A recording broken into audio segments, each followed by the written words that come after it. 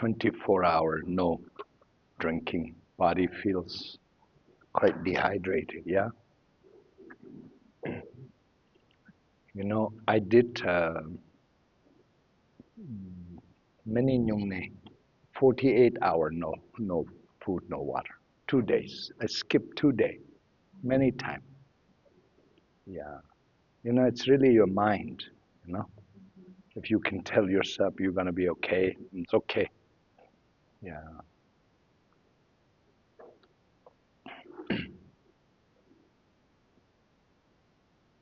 Then, yeah, it's your mind. You just, if you say, I'm going to do that, means you can get through. Strength of mind. Huh?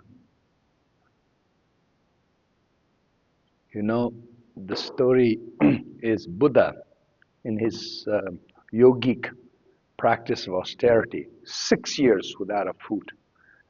Actually, not completely, because this story is that he ate a grain, just a grain of rice a day. And he's 6 years made, right? Buddha. This is part of the pre-Buddha, historic practice according to Vedic tradition. Vedic sages, I think the evolution of our civilization, Dharma-based civilization is, I think civilization rise, civilization destroyed, So from Buddhist point of view, we have to believe there were at least 3 great civilizations in the past, where they hosted 3 Buddha in the past. This you have to believe, So then civilization completely destroyed. Then new civilizations start. And then they have no Dharma, nothing. Then according to our historical record, like Indian record, then somewhere around 7,000-8,000 years ago, Vedic literature started to appear in India. Rig Vedas, It's based on a virtuous God, Brahma God-based doctrine. The Brahma God, by the way, is not Buddha, No any disrespect to Hinduism, but Brahma God is virtuous God, not Buddha. Shiva God is great virtuous God, but not Buddha.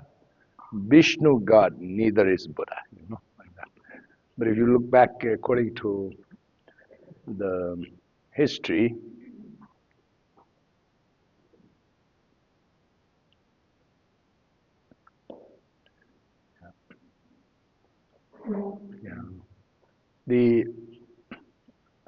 according to history, like today in Hinduism, they talk about 3 gods.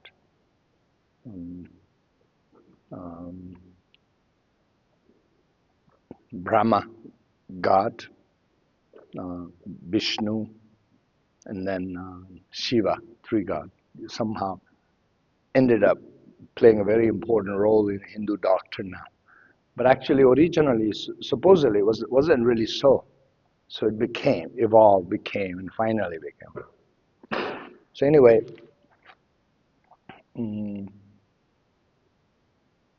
with all due respect to beautiful Hindu doctrine, but it's not Buddha, perfect Buddha,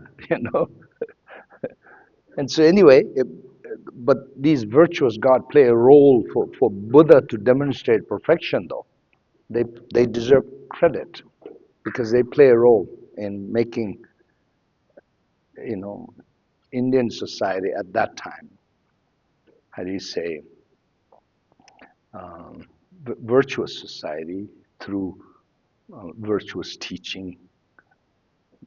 And Rig Vedas produced many great sages, and then they practice and meditate, and they were very highly evolved beings. They're not completely enlightened beings, but they're highly realized beings in terms of a lot, achieve great deal of, virtuous deed and meditative concentration, meditation experience like that, so that they can born in a very high state, this world of samsara is not our world only, You know, when we talk about the sixth Ram, the sixth Ram is just one world. This is the first kind of world. Then the terminology in Buddhism is desire Ram. So desire Ram is 6 different types of basic, lives, things like that, right? Then there's another Ram called form Ram, you know. This is very important. I realize many people don't understand. You have to understand how the whole totality of samsara really is, from point of view of Buddhist cosmology, desire Ram. Then there's a form Ram. And there are many different types of form Ram being gods, and they're all like God-like beings. They don't have suffering like, desire Ram beings have. Very virtuous state of being. And understanding is to be born in these higher Ram gods, just virtuous karma, good karma deed alone is not sufficient. You have this 10 virtuous deeds, Buddhists talk about, Buddhist teaching, like a 10 commandment, 10 virtuous deed, virtuous deed of the body, virtuous deed of the speech, virtuous deed of the mind, physically, you don't engage in 3 non-virtuous deeds, and then opposite of 3 non-virtuous deeds is virtuous deed. For instance, one of the main non-virtuous deed physically is killing. That you have to physically kill. You can't just verbally kill and mentally kill, right? Physically destroying life. Not killing. Avoiding killing and therefore not killing. And then physically stealing. And then avoiding stealing and not stealing. And then not only that, on top of that, if you can be generous, then that's even, you even earn, how do you say, like more points, spiritual points. Then the third one is sexual misconduct. Okay, this like in our human civilized society, monogamous relationships are, every society come to conclusion that this is a right and civilized thing to do, even, you need a partner, you need somebody to take care of you, rely on you, raise family, all virtuously and monogamously, rather than like behaving crazily. Yeah. By the way, Osho says there shouldn't be marriage. Yeah. You see, this is where Osho also he's go a little bit wrong, I don't know his true motives are, but you see, all civilization come to the same conclusion. It's sexual misconduct is actually no good. And Osho say things, children, there shouldn't be marriage, and children should be responsibility of community. And like he so talks like that, nonsense actually. It's not gonna work, Monogamous relationship, marriage, like I was mentioning some time ago, when it comes to like Buddhist wedding, I remember reading Jamgön Kongtrul the Great's little bit wedding ceremony, Kongtrul the Great.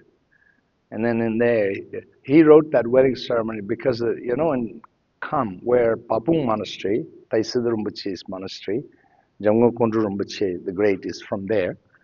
And then that is Dege Kingdom. It's a kingdom like a Bhutan, Dege Kingdom, okay? And Taisiddha Rinpoche actually told me Dege Kingdom is bigger than a Bhutan. I don't know. Taisiddha Rinpoche said that. Taisiddha Rinpoche, because in Dege Kingdom, Taisiddha Rinpoche was like the, how do you say, the Pope of the Dege Kingdom. It was like that, and then Taisiddha was like, if we were to be still, it's bigger than Bhutan. Anyway, that's besides the point. What I wanted to say is, Kongtrul the Great wrote a wedding ceremony little book and little prayer and this and that. And then in there, He did this because Dege has a royal family. Dege a little king there. They have a king. And then there was some kind of royal wedding was going on. And so he wrote that ceremony and then little explanation of, wedding, I guess, Buddhist wedding, I guess. So there, what I remember was then he make a case that, in ancient time, like 2,600 years ago, the Buddha's father called, in Tibetan we call him Yap Gyabu Setsang. Yap means honorific word for father. Okay, Gyalpo is king. Setsang is Yoshodhara. Buddha's father's name in Indian language is called Yoshodhara, like that. Buddha's father. And mother, Yurma Hanze. Yuma Hanze. Yum is mother. Yuma means Maya, Actually means illusion. Illusory. Hanze is beautiful like a goddess. Mother's name was that, okay? And so, two of them got together and then produced Buddha. Perfect Buddha. A story like that. So point is, it's civilized union, virtuous union, and then live virtuously, raise children properly, and so on. It's the right thing to do, virtuous activity-wise, right? Like that. So these are actions of body, then actions of speech, rather than harsh speech, gentle speech, kind and compassionate speech, and then rather than lying, truthful speech, rather than slandering, speech that will bring people together, like that. Speech, wrong activity of speech. 4, actually, the 10 non-virtuous deeds is called 3, 4, and 3. 3 of the body, 4 of the speech, and 3 of the mind. Mind that, how do you say, not greedy mind, not hateful mind. And then the last one is called mind without the wrong view. Wrong view meaning like, wrong view has lots of profound meaning, but basically wrong view of not understanding the law of karma.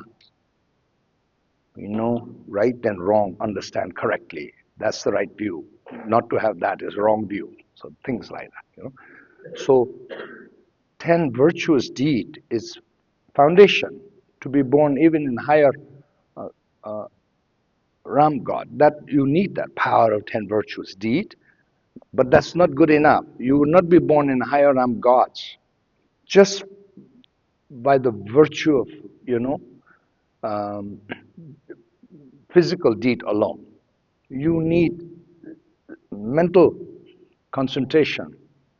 So this higher Ram stage is called a meditative state of mind, that which will eventually bring a result, meditational stage, higher Ram gods.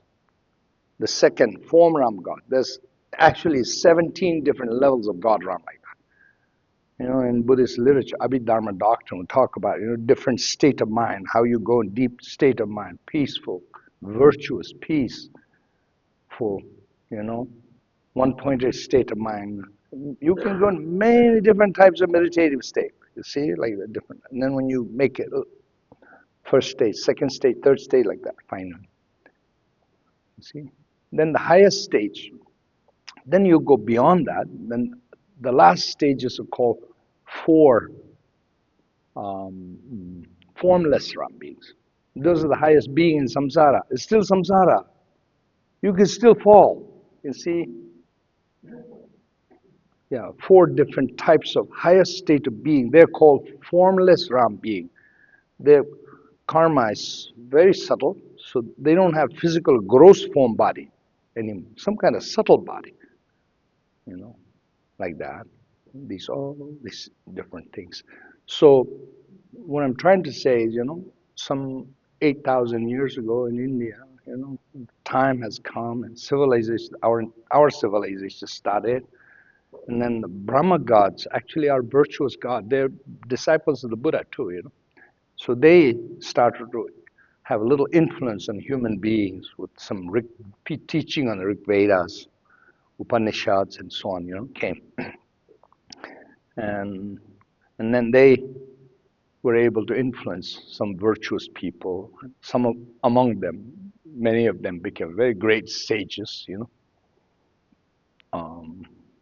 Yeah, interesting. Ancient sages were, very much into some kind of practice of focus and concentration. For instance, if one sages vow to never always speak the truth, never to speak untruthful thing, and there's a way of training yourself, and you abiding by that principle to a point where your speech becomes, whatever you say becomes the truth. Things like that, many stories. And then there are, when you don't have bodhicitta and you have power like that, sometimes things are not that great too. Then there are many stories of these great sages have power of speech, where whatever you say. So say I'm a great sage, right? And I have this power of my speech power, truth power, that because I abide by this truth telling principle myself, But I'm not bodhisattva, I'm not enlightened yet, so to speak, you see. So then sometimes circumstance, situation provoked me and I was deeply offended, and then I started to say things like, hey, you just died. And then people dies by exercising speech power. Many stories like that. You burn in hell, people go, things like that. So there are many, many incredible stories like that, Anyway, these great sages prepared, and many of them are truly virtuous and, achieve a tremendous amount of insight through meditation practice and so on and so on, And then they prepare, this is our belief, they prepare. Indian society became a truly fertile ground, completely right, completely perfect, finally, as perfect as it can get. Of course, it's not going to be completely perfect. This is still a world of samsara, human realm. But as perfect as it can get, then it enabled Buddha to demonstrate perfection. Then Buddha showed up, perfect Buddha, his previous vows. You see, on resolve to practice excellence, demonstrate achievement of peace. This is what we will all do this in the future. This is a part of enlightened activity. See, Buddha showed up. Then Buddha is so perfect. Every way, shape, form. Buddha not only mind, Buddha has a perfect mind. Not only that, Buddha has perfect speech, perfect form body. This is what constitutes a sublime Nirmanakaya. Sublime Nirmanakaya means sublime incarnate beings, you could say, like that. And then everybody's so amazed. Buddha, like, wow. Everybody would see Buddha. They were down on their knee. Yeah, that's how incredible Buddha was. Then Buddha's also, You see, you want to be like me? I'll teach you how to be. This is his precious Buddha Dharma. How incredible, right? Like that. Yeah. I'm always amazed, again and again, Buddha activity. See, Buddha activity. I'm so amazed. Amazing. Our Buddha manifested. You remember I keep on telling you about that story about Carl Sagan's story? Carl Sagan. Okay, some of you have not heard. I'll tell you the story again. And that is, Carl Sagan, actually, too bad Carl Sagan did not had enough, how do you say, opportunity to learn Buddha Dharma. This, I feel too bad, because he's truly brilliant. People like Carl Sagan, I'll say this, I could be wrong, but I personally feel, I know a little bit about British philosopher Bertrand Russell, and then Carl Sagan. I wouldn't say I know a lot about them, but I know something about them. They're about the same in intelligence. I will give Carl Sagan the same level of credit as brilliant as Bertrand Russell. They're not genius though. No, genius, you can see some people genius. They're not quite there. That real brilliant as you can get as a human being, non-enlightened human being, as brilliant as you can get. They're brilliant, these guys. So what I mean is I feel too bad. They would have understood Dharma if they had really had studied a little bit Buddha Dharma, like wow, it would be like that for them. Like they would see Buddha, wow. I didn't know Buddha is like that type of thing. It would be like that, Too bad they didn't have. Yeah. Anyway, Carl Sagan is so brilliant, and he was the head of the NASA project in sending all those Voyagers, 1, 2, and all those things, So brilliant. They have Voyagers, these probes, they have like human images, languages. They created languages that any intelligent anywhere can understand, They're brilliant, these guys, And then Voyager 1, Voyager 2 was sent. And the story is interesting. The way the Voyager 1 and 2 was sent, these probes, the Voyager 2 was sent 1 year later, but it reached our edge of the solar system before Voyager 1 because of the way it was leaving, way it traveled somehow.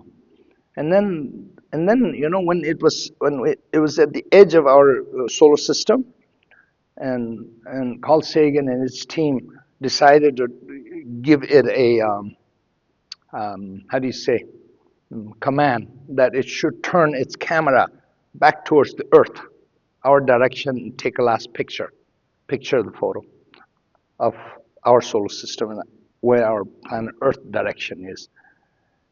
And then that photo was taken by Voyager 2 and then sent it to us, and NASA's got it. And that's one of the most famous photos. And then if you look the photo, there's so many stars, so many planets, all kinds of things there. Any ordinary person will not be able to tell what that is. But the NASA people know where the Earth is, And you look everywhere and there's a tiny little dot. And that's the Earth is. Okay, so interesting. Huh? Little Earth dot. And then Carl Sagan make a little fun out of, I guess, to the Christian Americans, I guess, Judeo-Christian Americans. And he says that there's these, how do you say, astronauts, so to speak, and they're in this intergalactic ship, okay, ship, and traveling in space and going around and going around. And then there's two person in the cockpit, so to speak, okay. And then one tells the other guy, "Hey, you know what? Those guys over there, they looking out of the, window of their ship, and then see the galaxies, right? The solar system, planet, everything. And then one guy, hey, you know what? Those guys over there, they think they're the center of the universe. They're the center. And then the other guy says, which one? Which one? Is that one? That one? That? Oh, no. No, that one. No. Which one? This one? No. And then go around and finally say, that one? Yeah, that one. That's planet Earth, And I said, those guys think they're the center of the universe. And by the way, there's the Voyager's photo shows that we are actually not only in the Milky Way galaxy in center, but we're somewhere off on the side of the Milky Way galaxy, And then my point is this: Carl Sagan says, they think they're the center of the universe in this, and then my point is, in that little dot, Buddha activity happened. Buddha appeared. Buddha activity happened. If you understood who Buddha was, you would be amazed in the same way as I am. Like this happened there. How incredible!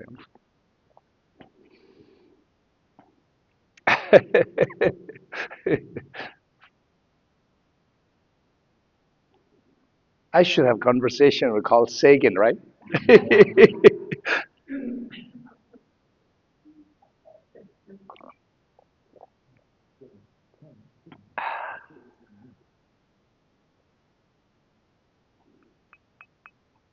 I should be telling this story in YouTube. Rinpoche, I got it. Okay. Now it's going to go viral.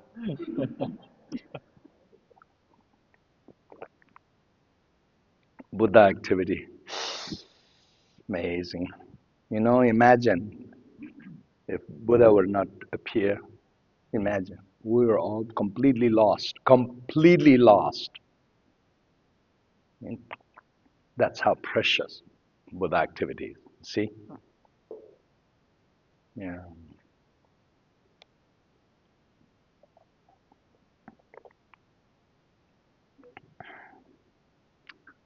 Yeah. So part of the reason why I'm saying this is because in Buddhist cosmology, in Buddhist worldview, we have understanding that many galaxies, many universes will have many planet Earth-like situation. Buddha activity will not happen. It's called no Buddha solar system, whatever, Yeah. There are planet systems where the story says there will be no Buddha activity in that particular planet. Somehow, things like that do exist. Despite all this chaos and everything, our planet, Earth, is considered in Buddhist teaching a fortunate planet. You know why? Why we call it really fortunate planet, despite all the chaos going on, because it's going to host 1,000 Buddha. Yeah, this is our belief.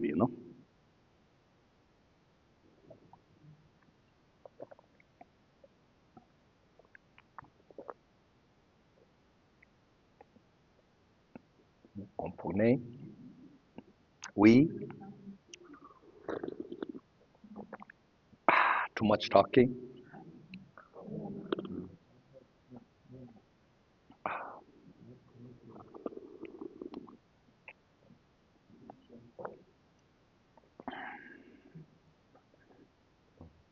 Oh yes.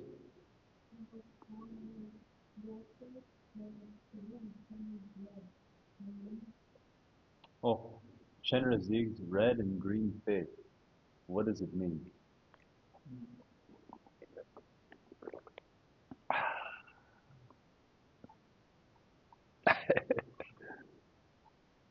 Um, it's um, it's represent different types of Buddha activity. These activities, from the point of view of mandala principle, has these different color, and Chenrezig represent all these activities, four activities, all four activities. Yeah. Is that connected to the Buddhas? Huh? Is that connected to the different Buddhas, Ratnasambhava, Yeah, yeah. Bodhicitta? These different mandala principle, but these represent various different activities. Primarily doesn't mean one Buddha who represent primarily one activity doesn't mean other activities not, but it's this main activity. Yeah.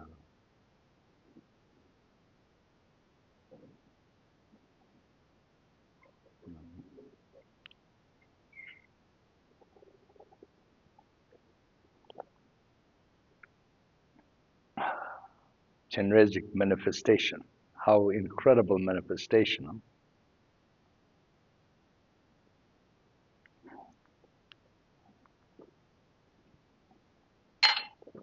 Okay, we have to start now. Thank you, Rinpoche.